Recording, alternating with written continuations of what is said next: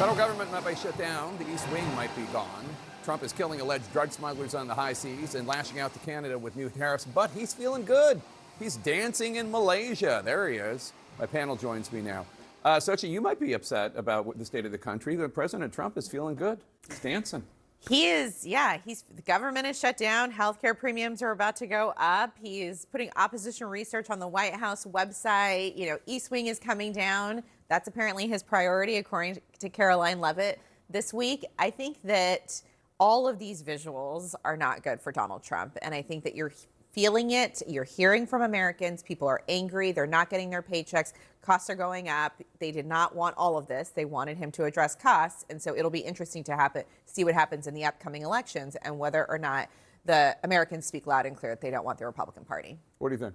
Well, this ballroom thing could have been settled a long time ago. In 2011, Donald Trump offered to build a ballroom for Barack Obama for $100 million. And he offered to pay for it. So we could have saved ourselves all this trouble. And instead, Democrats would have to talk about the fact that they've shut down the government instead of talking about the ballroom.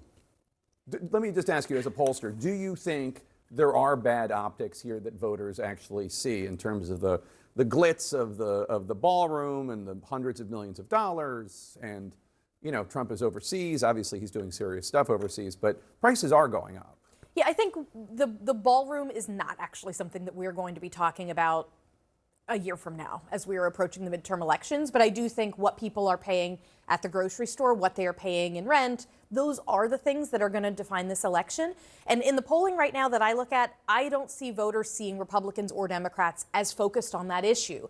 That for Democrats, they are very focused on right now this healthcare issue that they sort of chose as the pretext for the shutdown. For Republicans, voters see them as very focused on crime and immigration, but those issues have faded a little bit in salience, frankly, as the border has gotten under control, as crime has come down a little bit. So this is the real challenge, is that for Republicans and Democrats alike, no voters trust them right now to tackle that number one issue. What do you think? I think the ballroom thing, we aren't going to be talking about it in a year. I think what it is, though, is it's emblematic of kind of how Donald Trump has run his presidency. And you love that or you hate it, right? He basically made a decision without the will of Congress.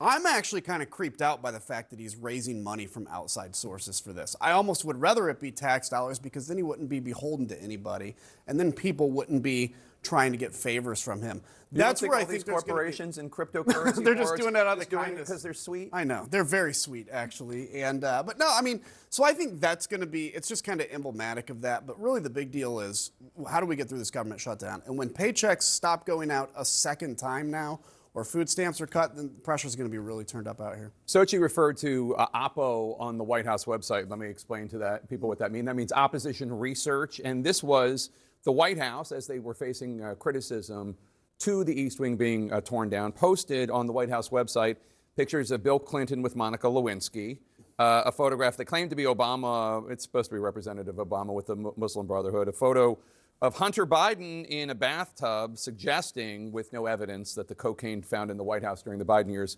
was his cocaine. Let me ask you, the trolling that this White House does, and it is a big part of the Trump presidency, is trolling. Not even by him necessarily, although he certainly does his share, but like the White House Communications Office does a lot of it. Does it work? Does it hurt them? Just a wash? What do you think? So as someone who is both a big C and a small c conservative, I don't love the way that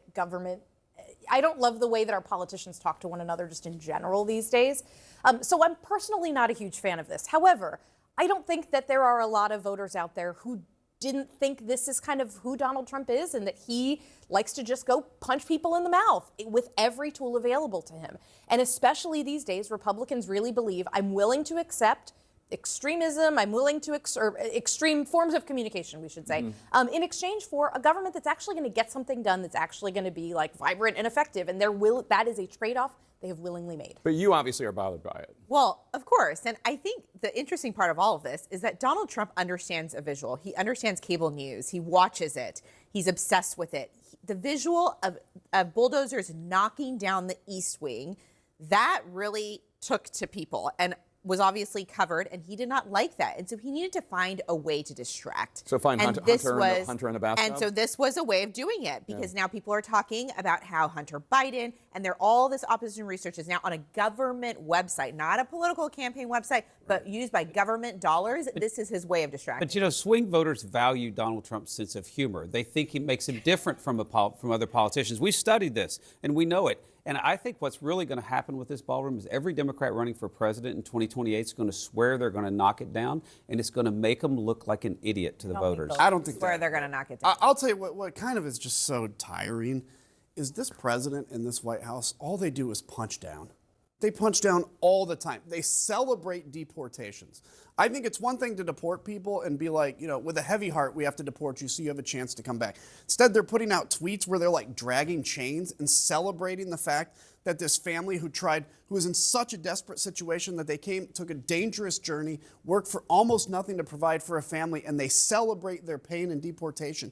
And you see that in this too. Everything is a troll. Everything is punching down. Everything is LOL. And we live in a really serious time in this world that stuff is like right on the verge of breaking, and we have children in charge. But it feels as though there are some Democrats who are looking at that and going, maybe we need to do it too. I mean, Gavin Newsom in California now has an entire website devoted to saying, like, well, if you can't beat him, join him.